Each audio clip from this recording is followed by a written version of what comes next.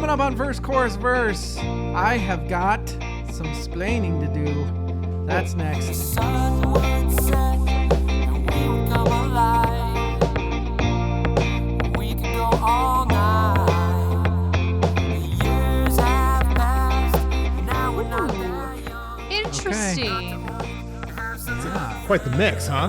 That is quite the mix. Bleeding from my nose. Welcome to episode 220 of Verse, Chorus, Verse with our dear friend Halen. I am DL. I hope you're doing well. With me is Rachel. Listen to everything once, polio. That's Rachel, accurate. how you doing? Good. Fired up. Yeah? Yeah, I'm pumped. Rock and roll. Let's do it. Also with us is Evil. Listen to everything he liked once. Jimmy, Evil, how you doing? I'm so good. I got some good whiskey next Are to ya? me. I got a cute little golden retriever to the other side. So handsome. Barks McGee is what I call him. Overall, he's been pretty good. It's been pretty so good. far. I did my best the to get him pod. tired before we started recording, so he would sleep through most of it. Announcing your plans is a good way to hear dogs laugh, Evil. Yeah, I know. We are getting down to it, ladies and gentlemen. Other than this episode, we've got our finale and our other episode we do at the finale, and that's it. That is the end of season 4. Little crazy. Evil, a fun year for you? Little nuts? It's been the last half of the year has been crazy. Yeah. I'm so busy. I'm not complaining. It's all good. Yeah, copy paste. It's been fine busy and then insane. Just fucking insane. This last quarter. That's what happens with our old asses, right? We're at that age. You just got to put the work in. Speaking of putting the work in, here's the question. What did we miss this year? What I do is I take 20 albums. Look, we do quick fires every year, which equates to 40 albums. So we'll cover 40 new albums every year. But we do admit that because of that, there's a shit ton of new music we're going to miss. And there's a shit ton of music that we're going to swing and miss on, meaning that when I choose the brand new albums to listen to, maybe I'm wrong on what we should have been listening to, which we'll get to it. But this year would be a prime fucking example for that. So what I did is I came up with this episode where we cover 20 albums that we missed that were either panned or lovingly reviewed. Evil, like these episodes, love, hate. Are they hard? Are they easier because the expectations aren't huge? Where are we? I love the quick fires with the 10 albums. Mm-hmm. I generally love these episodes. I feel like this year, just because my fucking time has been so fleeting, I feel stressed prepping for this one because there's 20 albums. And even though we're just like, it's like a very cursory take on things, I like to listen to stuff more than I got a chance to. So the caveat to that is I found some albums that I'm really excited to dive deeper into down the road. Sure. Yeah. Yeah. Rachel, same question. It seems like this would be a little more fitting for both of you because both of you like a little less structure. And for these, you don't really have to. Yeah. There's no thumbs. Yeah. You don't have to say loved it or hate. You can say, fuck this album. I didn't even try it after the first song. How do you feel about these episodes? True. Same as Evil. I think these are super, super fun. I mean, this set of albums, all of them were like minus a couple, just right in that 40 something minutes. So 20 albums was just under 14 hours. It wasn't a lot to listen to this time, but yeah, I like the quickness of this. I do. The only thing that is not fun in studying is that I am a lady who likes to go down a rabbit hole. And when there's 20 different bands, that is 20 different access points to more rabbit holes. So a lot of holes to rabbit. A lot of holes. So the reason that I said at the beginning that I have some explaining to do is happenstance would put it, boy, I thought this year was shit because the quick fires like third quarter was okay, but man, they've been bad. And then I put this list of 20 albums together. Yep. I picked every wrong album this year for the quickfire, you guys. Every single quarter. Yeah. I was like, let's go with these albums when I should have been going these albums. Am I the only one thinking that, or did we all find a lot more that we liked in these than the quickfires? I think that you're both exactly correct, but wrong as well, in that you having some shit on there on those quickfires did open us up to new stuff and to new artists. So where that album might not have been the best, we might have learned that artist or that band is great. But yeah, you did. Like who? You did miss some stuff. Let's not talk about that. You did miss some stuff, and that's fine because we get to go over it now. But also, if we're just sucking the dick of every single band, we don't want to do that either. We need a good mix. That's a lot of dicks. We talked about the Foo Fighters in the last episode, Rachel. That's It's right there. 6 sometimes. Sometimes 6. 4 if they're out of drummer. Evil. But then you have to do one twice. First and last. What? Bookends. You have to do it twice because he's with the lead singer and the drummer. So he deserves one for each role. All right. We're not the only ones who think that. Let's get to the most important part of the night. Yep. Yeah, what are we drinking?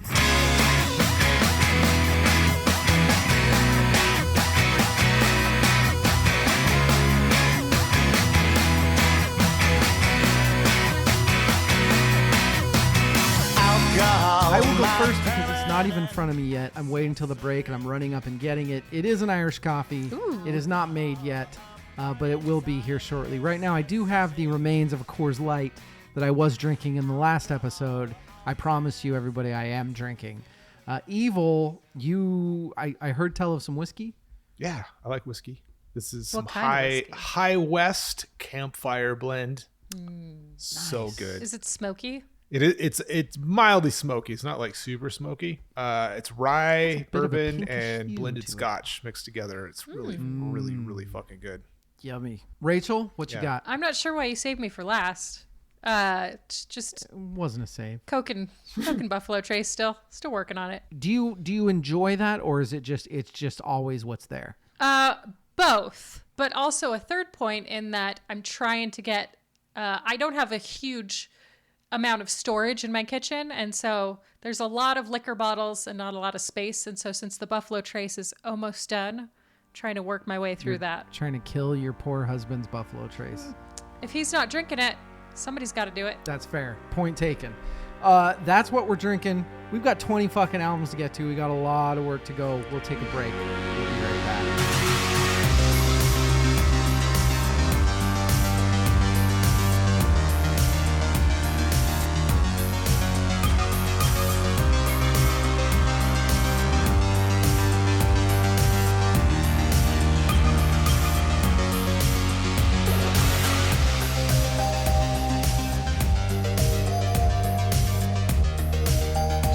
Gotcha.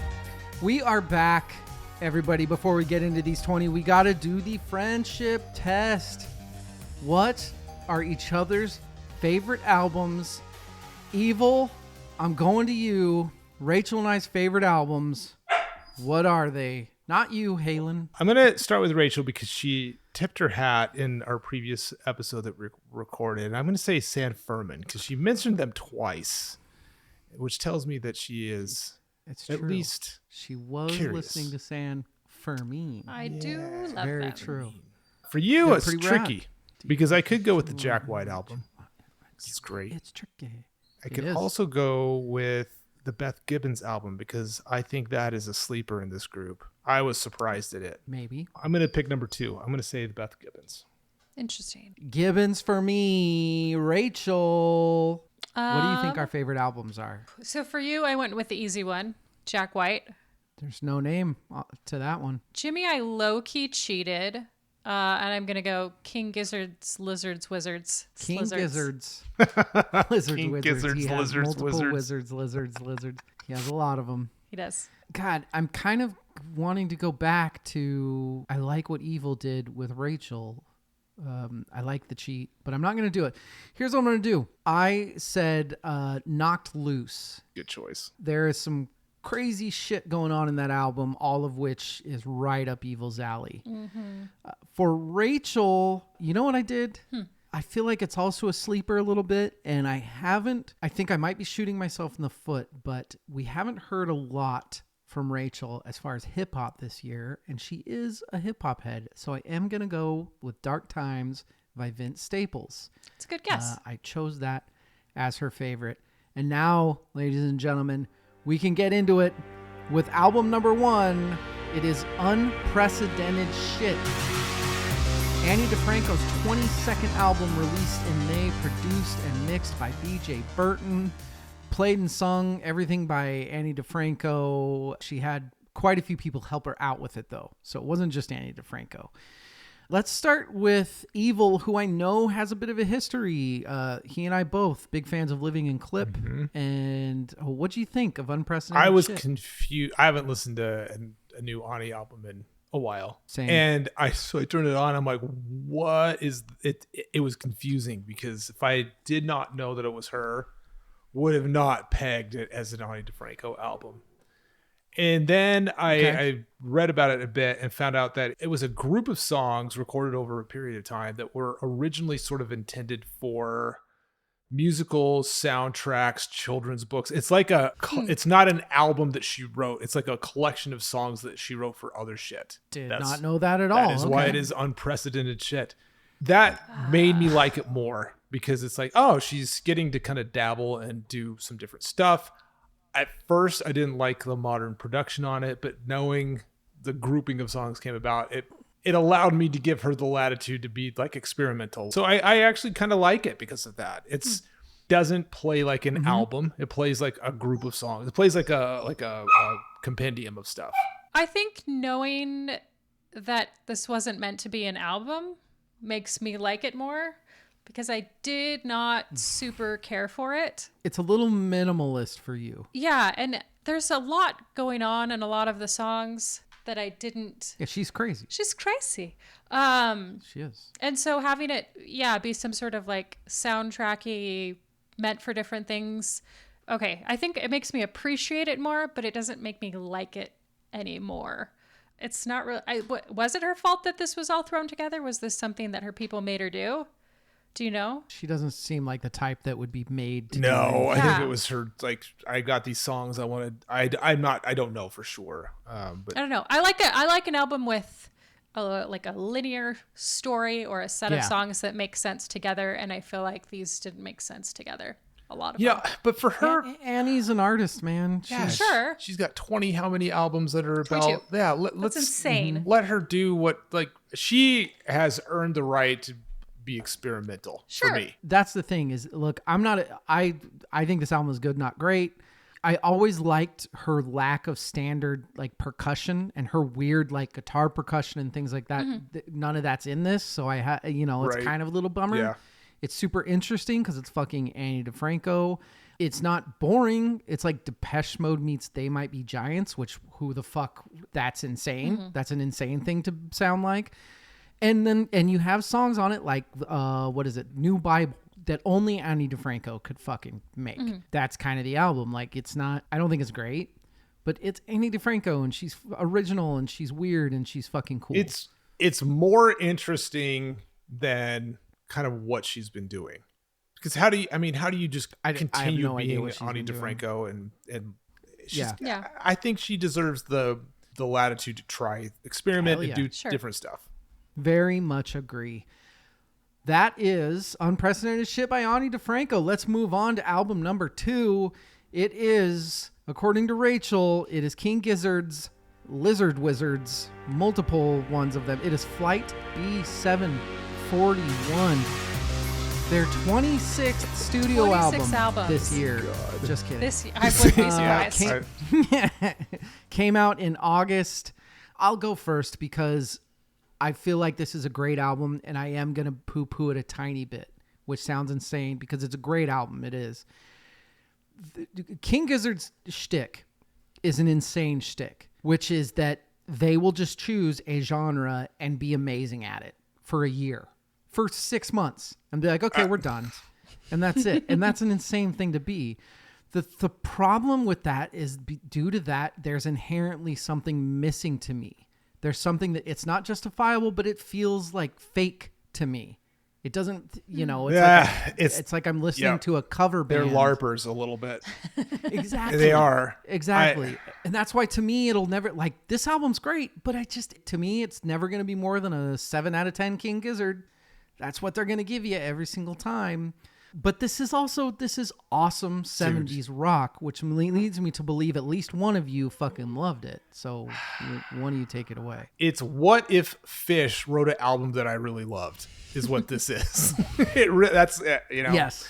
And I 100% agree with you. It's so Grateful Dead. It's so Grateful Dead fit. I mean, it's just jam band delicious. I fucking dig it. But I'm also a big fan of them and what they do.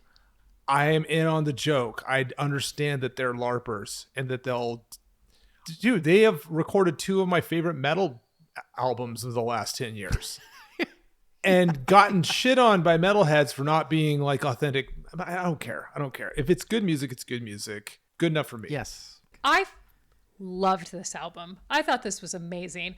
And I am low-key angry at myself for not listening to their 4 albums from last year, or whatever that fucking year was, when every month they were like, here's a new album. This album was just fabulous. The 60s and 70s rock vibes. I love a cover band. This is great. This is great music for chores. This is great. There's some CCR feelings in here. So many instruments they're messing with. Dude. And so many different sounds. There's a harmonica. Mama loves a harmonica.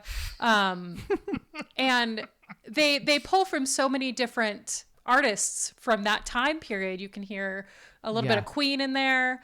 And it's just, I was very into this album. To be a band where one of the dudes is just like, I just listened to fucking the Grateful Dead and George Thorogood this weekend. Can we just be this for half a year? Right? And they're this. And not only are they this, but they're good. fucking amazing at every single thing that they do. I've purposefully not learned much about them as like what is their process? Because I don't want to know. I don't want it to spoil what they create. Could not agree with you more. Okay. So very positive things. Yeah. Except for me, who poo-pooed a little bit because I'm a bitch. No, I get that's. I think that's valid. I honestly, because I feel the same way to an extent, but they're just so fucking good that it overwrites it for me. Sure. Agreed. Let's go to album number 3, Los Campesinos, All Hell. Their 7th album, cut in July. It is 50 minutes long. This guy was their 7th album. I'm not sure if you said that. Self-funded, self-released, self-produced. This one gave me a lot of early 2000s vibes. I got some Modest Mouse, Sonic Youth, Built to Spill. This was a you said what's it called? Like not a fundraiser. What's the thing? Did they do like a GoFundMe? I just read that it was self-funded, so I'm not sure. Okay, maybe. Sorry, keep going. All good. So my process, as you know, is sitting in front of a screen and looking at the lyrics as they're singing because I want to know what they're saying. I think that ruined this for me. I think if I didn't know the lyrics, I would enjoy the music a little bit more. The lyrics were like bad poetry. Like they were going for something, but didn't quite get there. Musically, I thought it was great. Lyrically, it was a very big miss for me. If you go back and you listen to those early 2000s half punk, like the Ataris sort of stuff that we all loved when we were kids, the lyrics are so fucking stupid. And I agree with you. This reminded me of that. Yeah. Totally. I think that the sound is great to this album. The production is fantastic, but it's a more exciting Death Cab for Cutie. Sure. But I just can't, there's something about this that kept me from getting into it. I love that they're from Wales. I love that it's like Wales indie pop, which when the fuck do you hear about that? Like that's cool. They're kind of pavement-y, which I've also just never been into. I don't know. This style of album this is way too long for this style of album. Yeah. I was not super into it. Evil, what do you think? This was the operating with time constraints. This was the first one where I looked at the album length, listened to the first song, and was like, next. I can't. That's fair. I'm just not going to do it. Very fair. Oh, okay. So look, here's what I'll say to end off the Los Campesinos is there's got to be a couple people listening to this that are like, you guys, this fucking album is awesome. You need I'm to give it a sure. chance, because it feels like that type of album for Yeah. me. So that's what I would say is, I think this is probably a great album that's just maybe not for me, or I'm just not going to have enough time to really figure out. I do agree with Rachel though that the lyrics kind of sucked. Boo. Thumbs down from Rachel. Yeah. Let's move on to our next album. It is Zeal and Ardor. It is their album from this year, Grief. It is their, I don't have it written down, fifth album? Fourth album? fifth. Nobody Fourth. ever knows. I did not write it down. Evil, why don't you lead us off with, Okay. I'm extremely intrigued with what you think about this So album. the vinyl for this is behind me, and it is an allegory for my experience with this album because I ordered it. Did you buy it before you heard it? No. Interesting. Okay. So I listened to it and then I bought it. When it arrived, the vinyl is severely warped, unplayable. Damn. The cover for the previous album, for their self-titled with the pointing up, pointing down, that's me with this album. Because I listened to it once and I fucking love it. And then I spent some time and I listened to it again. I'm like, this is garbage. And I can't decide which one it is, because it is definitely diverging from what, I mean, they're like this Swiss avant-garde sort of Yes. music project.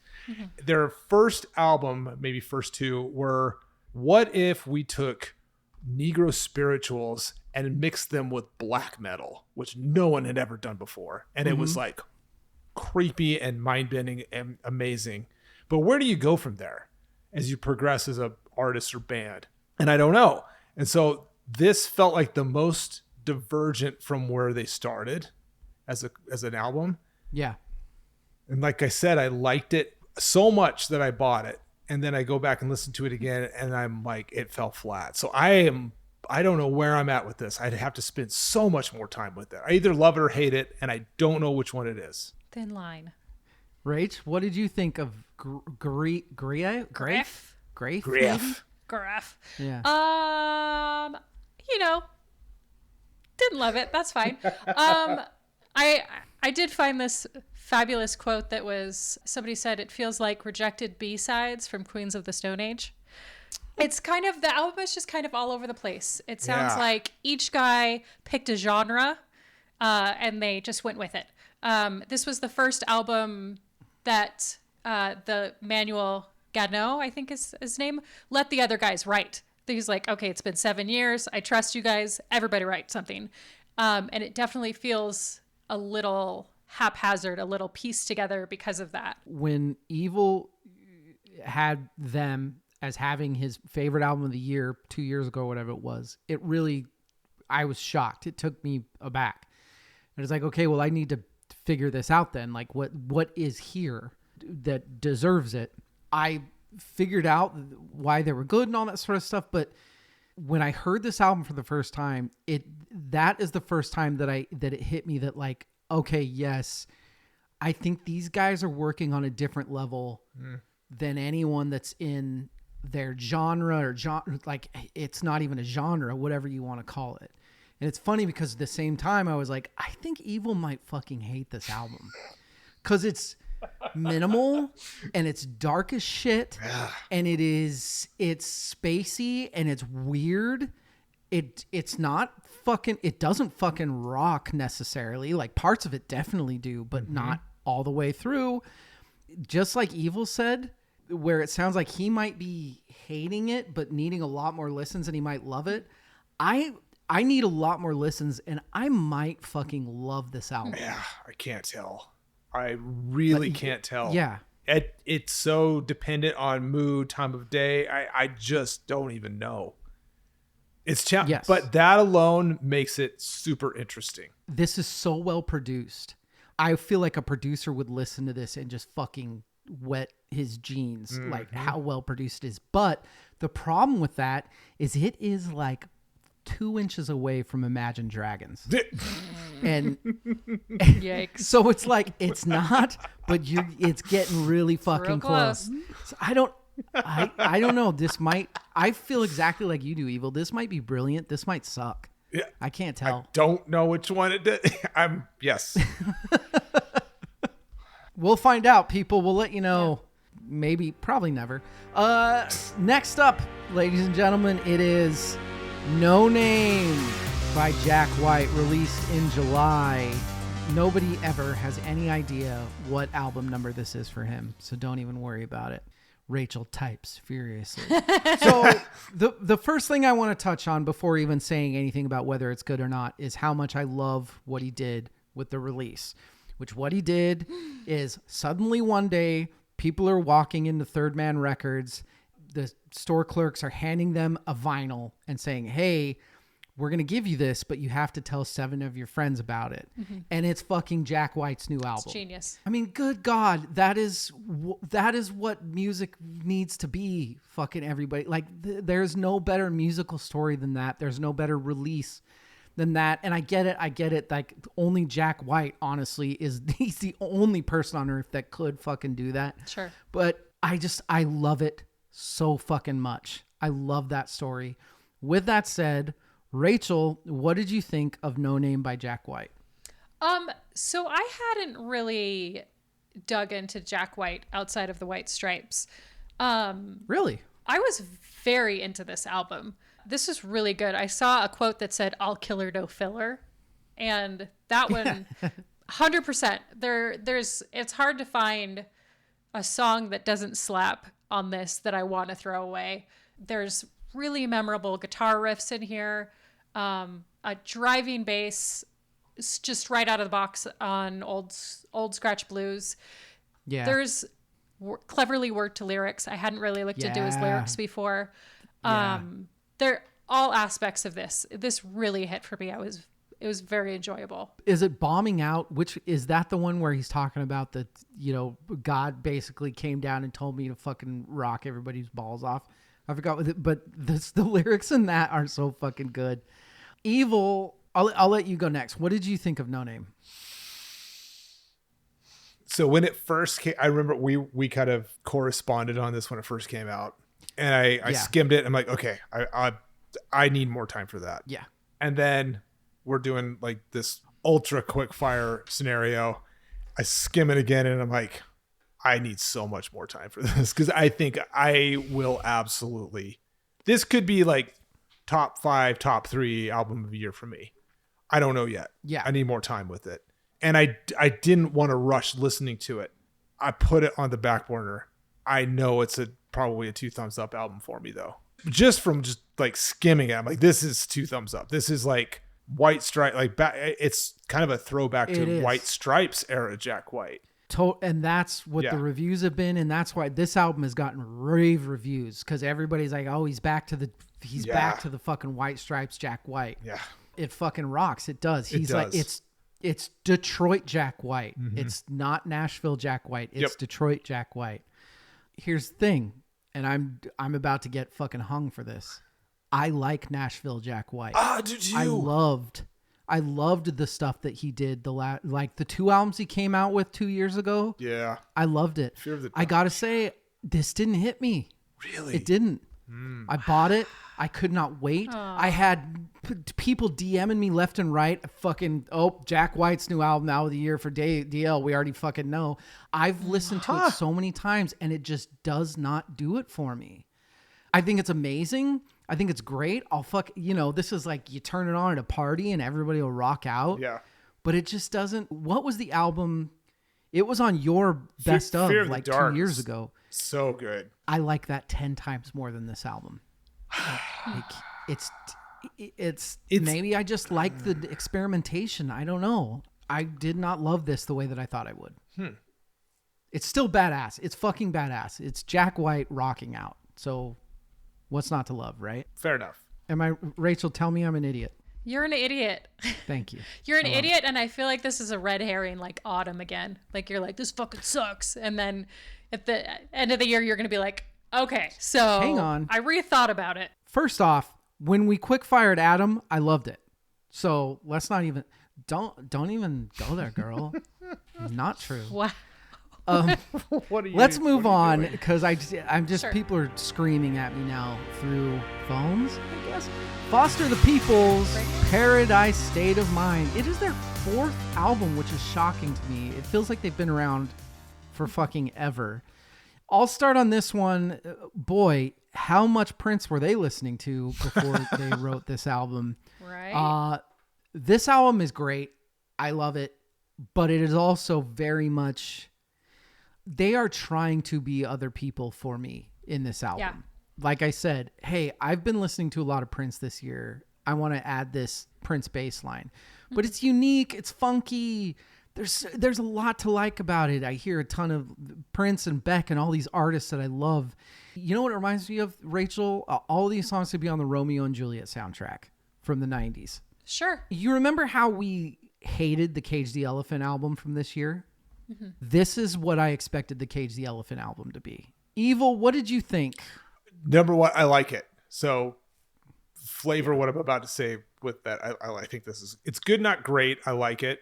If you are a tech company looking to debut a new product and you really admire Apple's like sort of aesthetic and ethos, pick any song from this and throw it on your ad and you're going to sell millions of products. That's what it is for me. Those ads where it's the silhouette with the headphones dancing around. Yeah. Yes. That's what it's amazing. It's like the most amazing tech advertisement background music I've ever heard. I need to add that I really like Foster the People. Their first two albums, I have them on vinyl. I love them. I listen to them all the time. Rachel, what do you think of this Foster the People album? I also love Foster the People, but I expected not this. It sounds like a lot of disco. Was listening to. There was a interesting sax solo towards the end, which I don't know where that came from. I feel like they listen to Prince, they listen to something, and they're like, let's just copy paste this as much as we possibly can. It is super catchy. It's a good album. It has very high production value. I appreciate that. It did not hit for me. This is completely different from what I was expecting, I think. As a big Foster the People fan, as a person who, calling a fan, that means that when an album comes out from that band, I'm going to try it out and hope I like it. And this is probably my least favorite album of theirs. Yeah. Let's move on to the second album from Brittany Howard. It is What Now? It came out in February to absolutely tremendous reviews. I'm going to start with Evil because Evil has the vinyl behind him. My question to you is, Evil, do you have that because of you or because of your wonderful significant other? It's because of her. She's I am personally a fan of Alabama Shakes. She likes Alabama Shakes and Brittany Howard. She went and saw her at the Botanical Gardens just a few weeks ago. Oh, I bet that was fantastic. Yeah. Big fan. We have a couple of her solo albums and some Alabama Shakes. I like Alabama Shakes better. That's more for me. But I do like that her solo. It's more blues rock, less jazz. Yeah. I like that she is a variety of like sounds and tones and textures, and she's Brittany Howard's clearly extremely creative. And anyone like that, I don't want to pigeonhole, completely. Yes. So while I do prefer Alabama Shakes for me, I like that we have this and we listen to it. This is like morning coffee music for us. Totally. Yeah, we it's in the last year and some change since we've actually had a turntable in the house. Like that's become one of our weekend rituals. It's like what vinyl? It's usually like blues or maybe some like jazz. And like in the mornings on the weekends, we get up, make coffee, pick an album or two to listen to, and kind of hang out by the fireplace if it's cooler, or maybe out in the back patio. You guys should try Some Devil by Dave Matthews. You'd love it. Those albums, there are albums out there that don't necessarily, and I'll explain myself, but don't necessarily do it for you. But all you want to read or hear people say are like how amazing the album is. Mm-hmm. That's this for me. Yeah. It's like one of those just because you can doesn't mean you should sort of things. This album is so fucking busy. Mm-hmm. Like you can do really good fucking 12-part harmony, but who cares? Like that's the thing is she's so talented that she hasn't. It's like listening to Jacob Collier. It's so busy that it's like a little bit get a little older and calm down a little bit and you're going to be writing the best shit that anybody's ever heard. Yeah. But I still, it's old school funk, and it's 70s soul, and there's Outkast in there, and it's like Outkast but really jazzy, and there's like some Jamiroquai. It's really fucking cool. I love her. I want to love her music. I really like the Alabama Shakes, but this album it's one of those albums where I'm almost embarrassed to say that I didn't love it. That's how I'll put it. Rachel, what do you think? I feel the exact same way as you. Fan of Alabama Shakes, not a huge fan of this. This was written during the pandemic, so it was written during a very like, I have all of the time in the world on my hands. And so with that in mind, everything was very thought out, every line, every beat. Yeah. And everything seemed very purposeful. Yeah. Her vocals were amazing and adapted very well to each of the songs. Absolutely. However, I do think it should have been more synthesized. Like, it needs to be not so many things. Yeah. God help me, she is insanely talented. And so, like you said, David, it's very hard to say that I was not a huge fan of this because I see the talent there. And if you just stripped out half of most of the stuff that she's doing, I would be in love with this album. This is one of those albums where I'm excited to get messages after being like, you guys are fucking idiots. Yeah. This album That's is a fair. masterpiece. It's a lot. Like, It's a lot. I don't want to compare it directly to the Ani DeFranco, but it feels it's like a collection of songs versus like a cohesive album.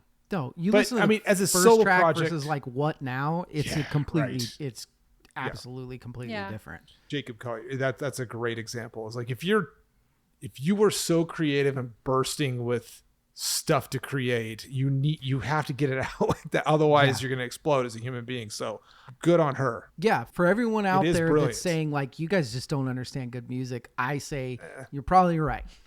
Like this album's probably a fucking 10 out of 10. Let's move on to our next album. It is Prelude to Ecstasy by The Last Dinner Party, a debut album coming out in February. Some Brit females. Rachel, Last Dinner Party, what'd you think? Yeah. Oh, produced by James Ford, who's a massive British producer, by the way. Massive. These guys have only been playing together since They're girls, Rachel. 2021. And they have no permanent drummer. They just find somebody and say, here's some sticks. It's usually a dude. Go just saying. crazy. However, they were good enough to catch the eye of Hozier. They toured with him for a little bit in the summer of 23. I saw this described as a Baroque pop sound, which actually fits. Absolutely.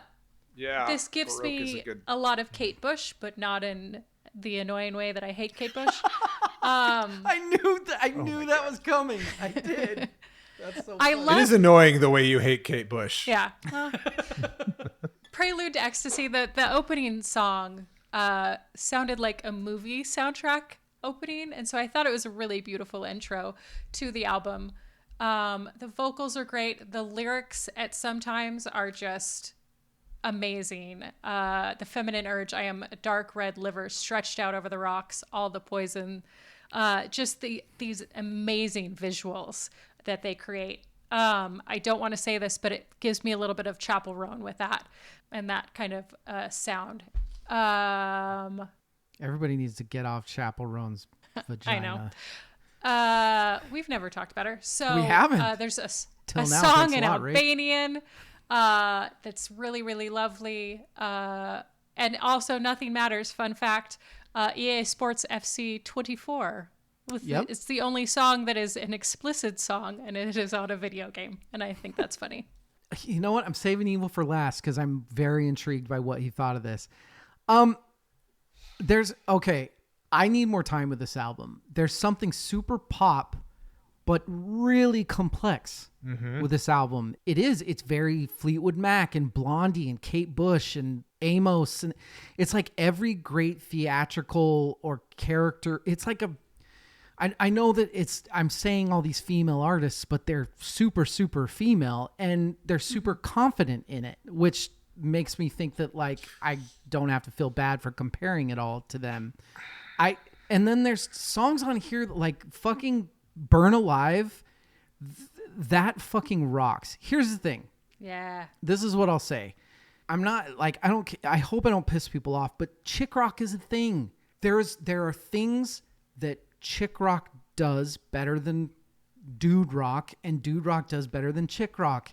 And this is really, really fucking good chick rock to me.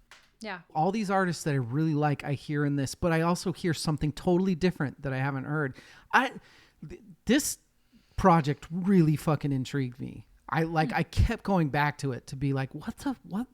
It's mesmerizing to me, I guess would be the word. Evil, what did you think in your jacked and tan year, in your testosterone driven times of The Last Dinner Party? There's something there with this band. Yes. It feels like how long did you say that they've been playing together? Since 21. Rachel? 2 years, 3 years. Yeah. It feels like they're no. Seriously, like No, I'm laughing because I read my note and it says like Adele, but not stupid. That's what She listens Sorry, to this. go ahead. You need to be nice. Okay, go ahead. I love the air sounds that come out of Evil when he's trying to think Yeah. of something nice to say. like Old man sigh. no, it's not that I'm trying to think of something nice to say. It's like I know there's something here. I want to hear them in 2 or 3 albums. That's fair. Okay. It feels like the band is buried behind this wall of production. And it's not I can get that. raw enough for me because of that. And it is super creative. Baroque was a great word to describe Totally. Yeah. it. Well, they even and- dress. They have like the romanticism era. Yeah. You know, they wear like the girdles and all that stuff. so Pretty sure that's what they're going for. I think what will be interesting for me is when they get to a point where they start deconstructing that and letting themselves out into the music rather than dressing everything up. It feels very staged to kind of, Okay. and they're sort of behind it a little bit, but I think there's something there. I think there's something behind it. Gotcha. It's super theatrical. Yeah. Super. Yeah. That might be their thing, though. There's something about this that I'm telling you, this intrigues me. I think this might be like you kind of said, they're onto something here. Yeah. Like they're If I can just take what Evil said and make it my own. If you have like a model wearing clothes walking down a runway, they're a hanger for those clothes. They become those clothes. And at this point, they are the costumes and you're not. Yeah. That's very well put. Oh. Very well put. Yeah. interesting. But there's something to that. There is something there. I think there's a lot Yeah. of potential. Uh, Like as they mature as artists and give Seems like we're in less agreement. fucks about like the presentation of stuff, I think that's where it'll be really interesting. Yeah, Right. but then you're missing out on. I don't know. That's rock to me though. I like the presentation. I like the Bowie-esqueness of what they're doing. And Well, once Yeah, but they blend into the costumes, like Kiss blended okay. into the makeup. They're not like, you know what I mean? Yeah. okay, Yeah. They become one. Yeah. The thing about Bowie is he didn't hide behind Ziggy Stardust. He became Ziggy Stardust. Right. and then as soon as it became popular, he dropped it. Yeah, So exactly. yeah, it is. Exactly. Yeah, love you, Dave. Id. Sorry, David. Let's go to our next album. DL Bowie. Evil picked it as my favorite. It is. You can do I it. almost said Porcupine Tree. It is Portishead's own Beth Gibbons, Lives Outgrown. Oh, jeez. It came out in May by Domino Label. It was produced by her and James Ford. We just talked about him. Blurred, Depeche Mode, all those UK guys. I am going to start actually with Rachel. She has not had a chance to really talk about Beth Gibbons with No. us on this pod. So This- what did you think? This was a new of vibe this? for me. This was written over a decade of time as she was aging and turning 60. Beth Gibbons Yes. is 60. That's depressing. Which is insane. That's fucking mind-blowing to me. Jesus Christ. It's all very vulnerable and very intimate. And I read this quote and it's just perfect. It's, if you let them, the songs will envelop your soul. Like you can really enter the music, I guess is what I'm trying to say. It's very, there's parts of it that are haunting. There's some beautiful strings on it. This is just, it's really, really lovely music. And like I said, it's intimate. It's very personal. It feels like you're reading someone's diary. I think the word lovely is actually a really, really good word for this. Yeah. Yeah. Which is crazy because it's also it's very Beth Gibbons. It's dark and it's twisty and it's eerie. It's an NPR album for me. It's an Sure. It's an older musician with a lot of Middle Eastern influences. She's super, super secure in herself because she's a fucking badass. I really, really, of course I like this album. It's Beth Gibbons and it's Beth Gibbons being Beth Gibbons. It's very minimalist and it's devilish, and I could see where people wouldn't be into it, but they're dumb. Songs like Floating in a Moment, it just sounds like a person that has figured it out. It sounds like a person that just knows. I hear a lot of like folky Pink Floyd. Evil, what did you think? Because you're our resident. I mean, I love Portishead. You love Portishead. This is a terrible analogy. Terrible. I'm excited. So in the NFL, Already there love it. are quarterbacks that come out of the combine who on paper are like, they will get thrown contracts at them and you're like, who is this jackass? But they like on paper they're the right height. They run the 40 fast enough. They throw the ball just right, but you don't know anything about them, right? Because they didn't really have a huge college career, but then they like eventually become some great quarterback because they fit the system. And then there are those who on paper, it makes no fucking sense, but they are just winners. The wild cards. Yeah. Beth Gibbons is like the musician Kelly. equivalent of those. It doesn't make sense how fucking good she is. She is such an artist, Yes. and she's amazing. This album is fucking genius. It's so good. We got Genius coming out. By a lady singer. She is genius. Yeah, Evil. Have you not listened to my Portishead episode? I mean, come on. Yeah. Rachel, you I'm forgot also a that little there bit of a is super one fan. woman that Evil That's likes, fair. and it's Beth Gibbons. I was very interested in your take on it because it's like haunting, drawing a parallel to the album we just talked about with Last Dinner Party. Is Beth Gibbons gives zero fucks. She doesn't care. She's just making what oozes out of her soul. Yeah. But And it's it's working. brilliant. It's not just like, Oh. I'm doing it to do it. I'm doing it because I need to, but it's also just It's amazing. smoky, whiskey drenched bar vibe. Yeah. Just like she is. Black t-shirt and jeans Yeah. with a bottle of Jack. I don't give a fuck. Yes. No. And it just oozes out of her pores and without even trying. We got one more album to go over until we are done with 10. We're doing well. We're doing well, everybody. Next up, Beyonce's. Yes, that's right. We're covering Beyonce. Finally. Fuck it. Cowboy Carter. Cowboy Carter came out in March. It is her 8th album. It is produced by everybody that's currently a producer. Yes. And it is 78 minutes long. Let's go right back to you, Evil. Put you in the hot seat. What did you think about country Beyonce? You know, when a B movie is so bad it's good. Oh, Interesting. so bad it's good. If Did not see you that take listen to coming. this like it's a parody, you can enjoy it. Freedom costs $1.05. Yeah. Okay, things that I don't really care for: Beyonce's music and country music. Put them together, they're kind of like accidental genius. Like it's sort of guilty pleasure how stupid this is. It's parody of itself. And I like this. Evil, while we're there, I have a new theory. Yes. You've been gatewayed. I've been gatewayed? Oh. So you know how you refused to ever like country even though your mom told you that someday you would? I've got This is 3 it. words for you. Johnny Blue Skies. Oh. You're Yeah. getting gatewayed, my friend. In about 5 years, All you're going to be listening to is country. you're going to be a country man. No. this is Thank not God gonna he's a country boy. Okay. No.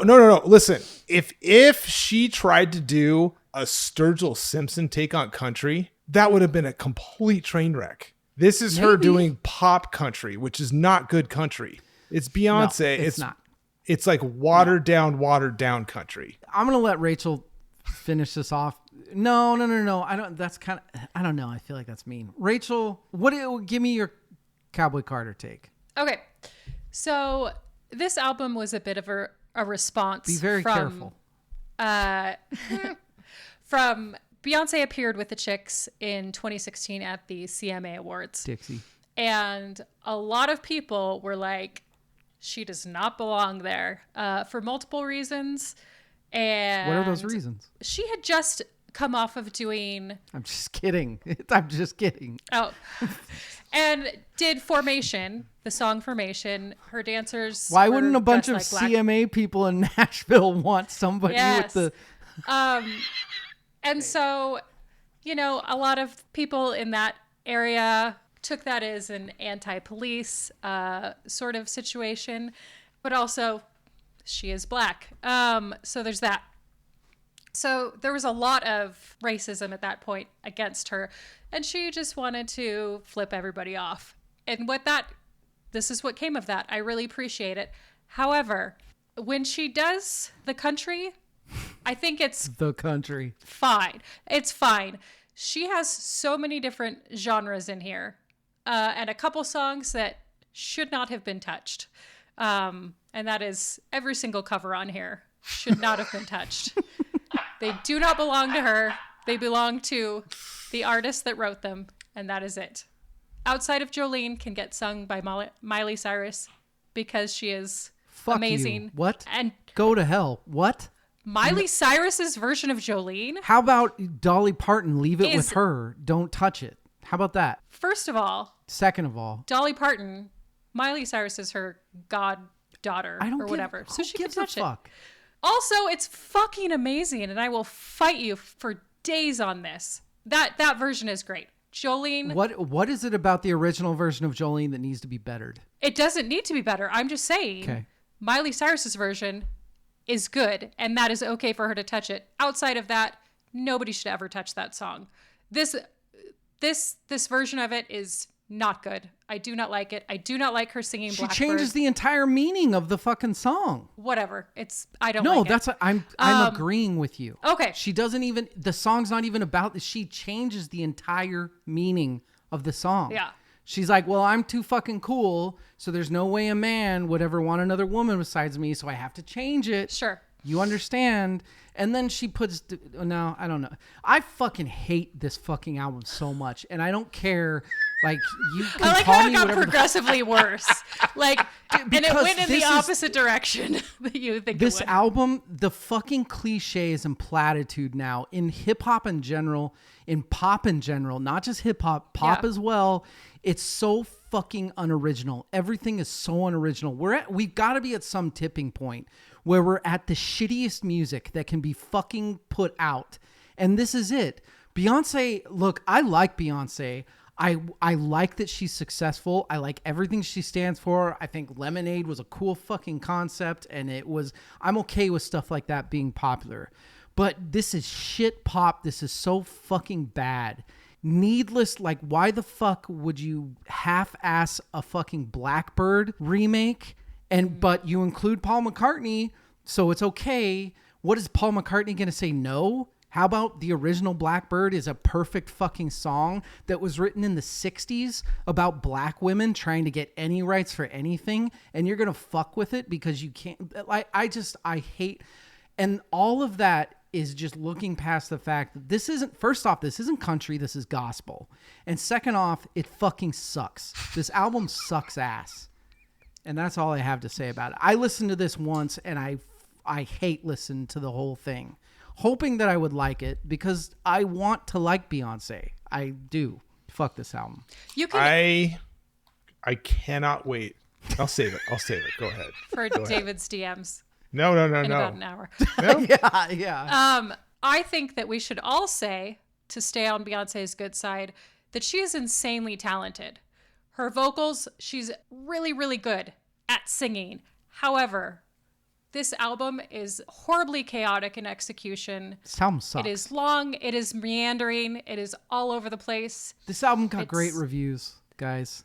Great reviews. I know it did. People are Hey, Of course it fucking did. idiots. I said it is B-movie great. I bow down to our Illuminati overlords. I can't Go. wait for the P. Diddy featuring J-Lo country music album coming out in 2027. No. Sponsored by Pink. That is our first 10 albums, ladies and gentlemen. Look, I'm going to be honest.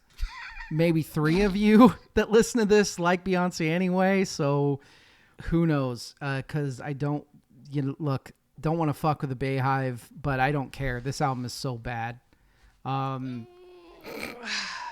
Everybody, we'll see you on Thursday. 2 thumbs up. Evil.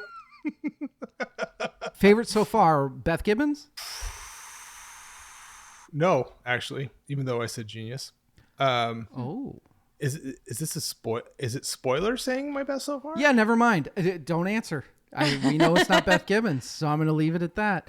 It's a bad question. No, I'm going to ask it anyway. Rach, favorite so far, is it King Zizzard and the Zizzard Vizard? She knowingly nods. King Slizzard's Lizards Vizards. King Slizzard and the Wizard Hizzard. I was wildly surprised. I love that album. And That's mine, probably of my course, is favorite. Beyonce. Then Ladies and Beyonce. gentlemen, we will see you on Thursday. Good night. And fucking good luck to me. Good luck to you, buddy.